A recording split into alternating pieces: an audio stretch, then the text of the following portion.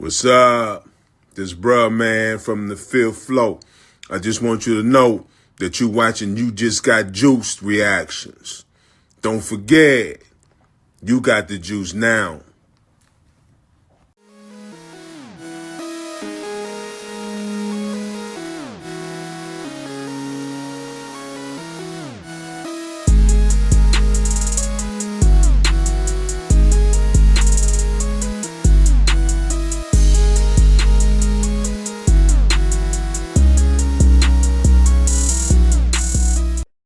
What's going on YouTube? It's your boy You Just Got Juice, and we are back at it again with another live reaction video. And boy, oh boy, LeBron just staying in the news lately for the wrong reasons. We got a clip from somebody sent me this clip from the Dreamers Pro Show talking about Rick Buer from Fox Sports 1 going in on LeBron James.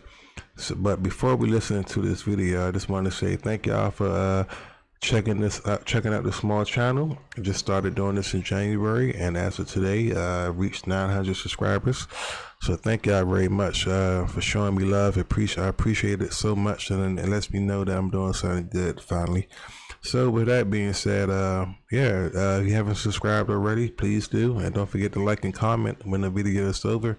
And without further ado, let's get started with the video. Truth is, he is trending very much the other way lately, punching holes in an already fairly ventilated credibility.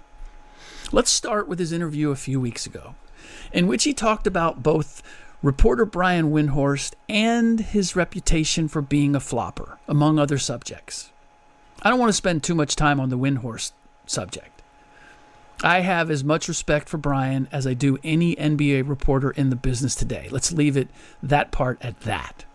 I know the difficult line he has had to walk as someone who has covered LeBron as a newspaper reporter in Cleveland, and especially now at ESPN, which is perfectly fine and in some ways encourages currying favor with the athletes that they cover. The commercials that you see of made-up scenarios where great athletes are shot working in the ESPN Bristol, Connecticut offices in various roles, a brilliant ad campaign, by the way, is the relationship the company now embraces for the sake of access, aka ratings, also known as revenue.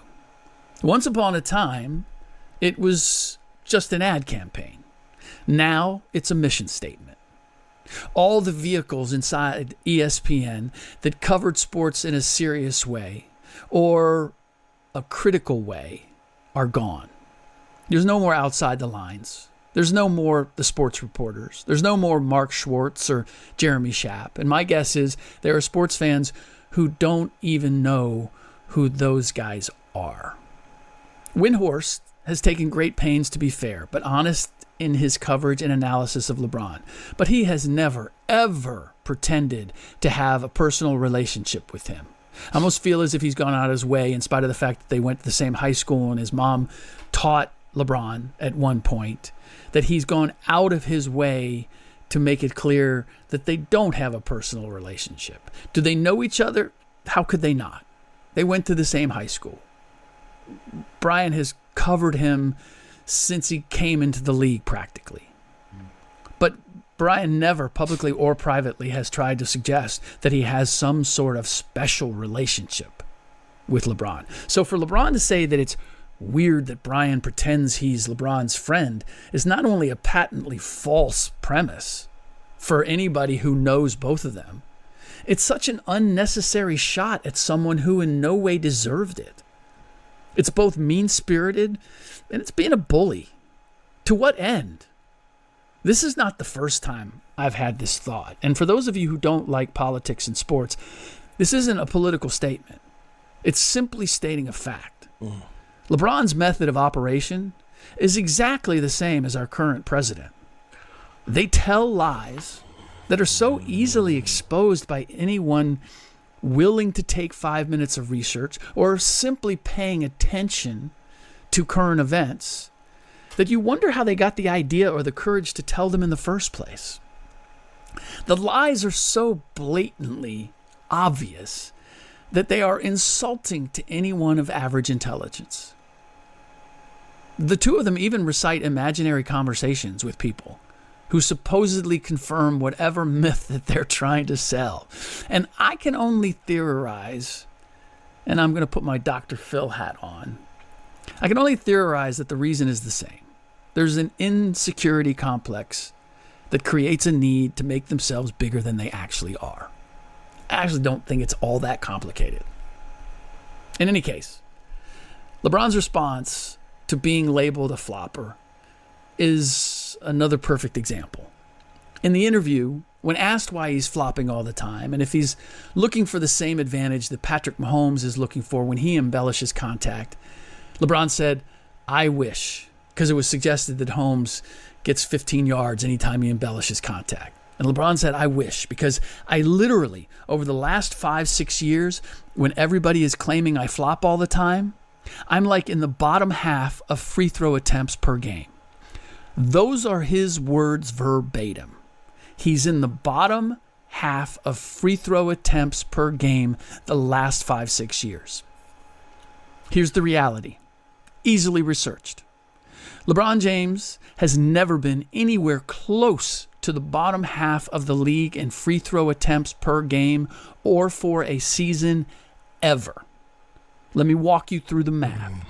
There are 30 teams which are allowed to carry 15 players on standard contracts, another 3 on two-ways. That's a total of 18, which is 540 players, but we'll leave out the two-way players for this exercise. Let's go just with 15 players per team, 30 teams, that's 450 players. An average of around 500 players take at least one free throw in a season, but again, for the sake of bending over backwards to be fair as possible, let's just go with the number of players who take enough free throws to actually qualify for the free throw shooting title, which is roughly 260. You're still with me, right? LeBron is one of 260 players who shoot enough free throws to qualify to be ranked by the league in free throw attempts per game. Is he in the bottom half of those 260 players? Well, half of the last 6 years, LeBron didn't play enough games to qualify. But we can still look at what he averaged for the games he did play and where he ranked overall. And here's the reality. Over the last 6 years, whether you include this year or exclude it and go back to the 2018-19 season, he has never been lower than 26th in free throw attempts per game. In order to be in the bottom half, he would have to be 131st or lower. He's never been lower, ever, than 26th. And 26th is for this season.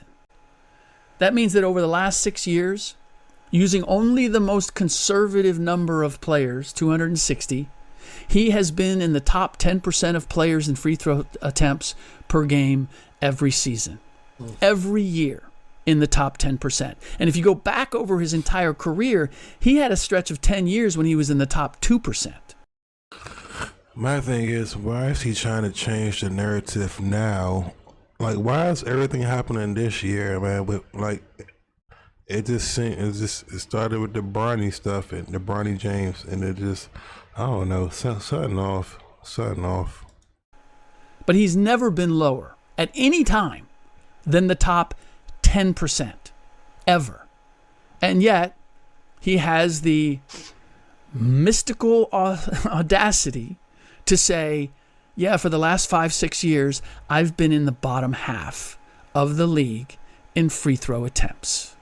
To suggest, by the way, that that's proof that he's not a flopper. But the reality is, referees watch tape. And once you have the reputation of a flopper, they're no longer going to blow the whistle when you fall down or when there's contact, at least not at the same consistent basis.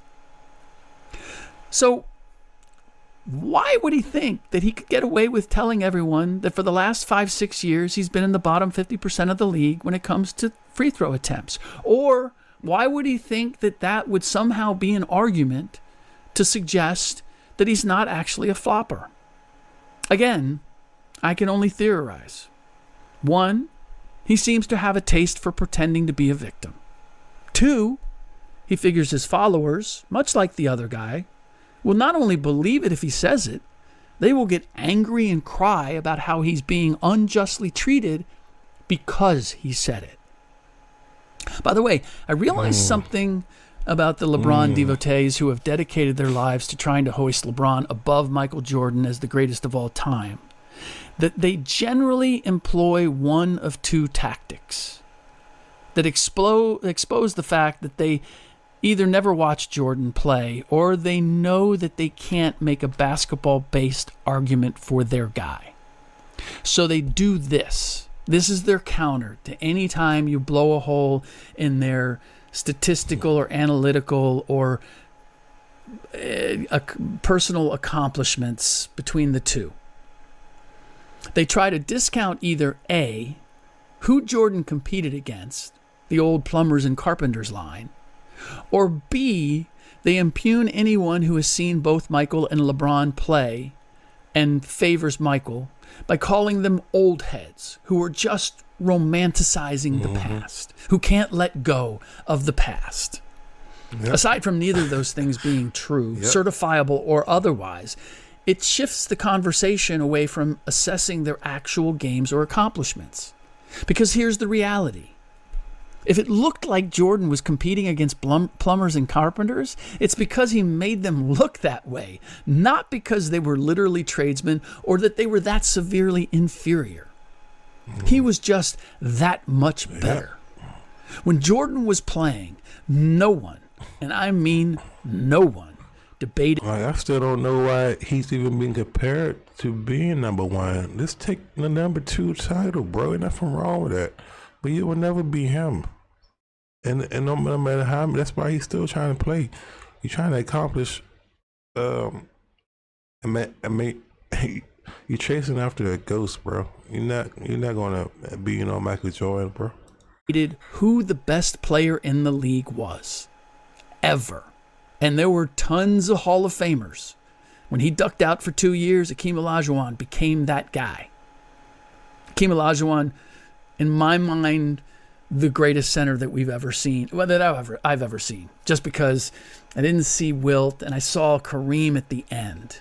So if you want to go with either of those, you want to go with Kareem, that's fine. In terms of the time that I've covered the league, Akeem Olajuwon was as good as any I've seen. Watching him absolutely take apart a young Shaquille O'Neal in the finals sealed the deal for me.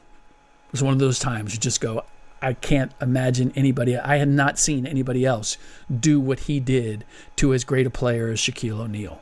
And he undressed him. Also undressed David Robinson once upon a time, after Robinson went out of his way to win the scoring title. Those are the guys that I like, by the way. When you do something that's for a statistical reason, and I like David, but that was just so he could say he had a scoring title. When you put the numbers ahead of the game and you have somebody who respects the game to the point to say, don't you think for a second that your statistics are going to mean that you are better than I am? And then they go out and they make you pay for that. That's my kind of player. You see what I'm saying, man?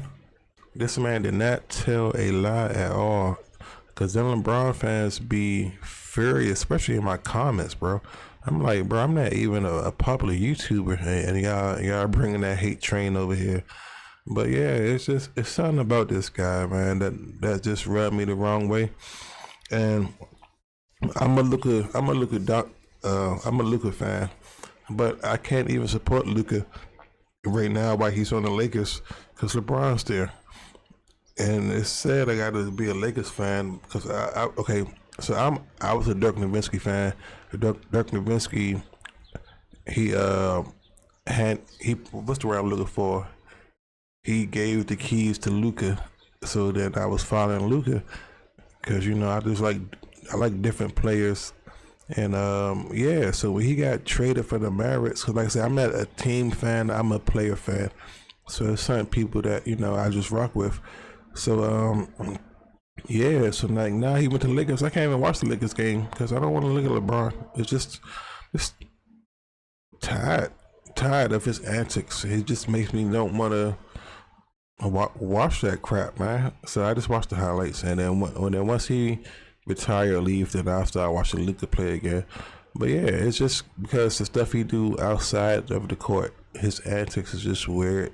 It's like, and it hasn't always been like this. It's just this year in particular, because he always been him. But it's just this year, man. Just everything, the Stephen A. Smith, the Bronny James, the Kevin Gates situation. You calling people peasants.